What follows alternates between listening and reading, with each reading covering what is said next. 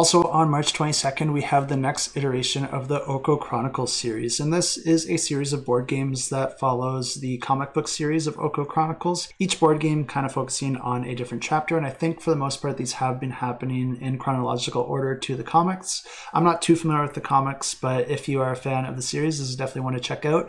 And I know even if you are not a fan of the series, this is a game that has been getting a lot of praise, especially the previous one, which this one shares a lot of similarities with. So if you are fan of that one and you want to continue the story and also get some fresh new design mechanisms, this is definitely one to check out. And this one plays 1 to 5 players and takes about 60 to 90 minutes to play. And the previous game was a one versus many dungeon crawl type game that offered a series of different scenarios where players would either take on the role of the Okko and his allies or be playing as the evil Oni.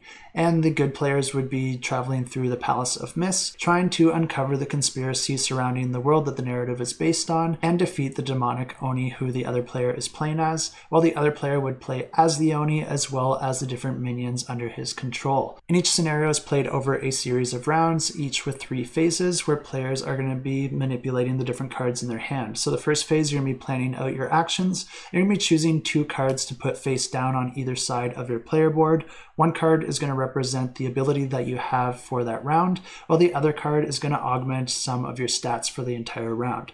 So depending on what you think you're trying to do and what you think your opponent's trying to do, you might want to augment certain stats depending on the situation that you're currently in. After all players have done this, we move into the action phase where players will be able to perform 3 actions each, where they can either move, attack, use a special ability, or manage their equipment cards. And then finally there's the third phase, which is a bit of a cleanup phase to reset certain aspects of the board. The Oni player does play very similar to this as well, but they're also going to be building up a sort of skill tree that's going to upgrade the different minions that they have as well as the Oni themselves. And this new version of the game is going to play very similar to that, but it's going to be following a different arc in the story, which is going to be focused on the Ronin and his fellow travelers. And then it's going to have scenarios where the players are taking refuge in different strongholds scattered throughout the mountains, and it is more of a defensive game where you are going to be getting attacked by hordes and hordes of the enemy, and the players are going to be trying to hold their ground and fend off the invading armies. So this game will still share a lot of the gameplay elements of the previous game, but it does put you in a little bit different of a situation. Not only that, but this one will also offer a full cooperative mode where the enemy will be run with an AI deck,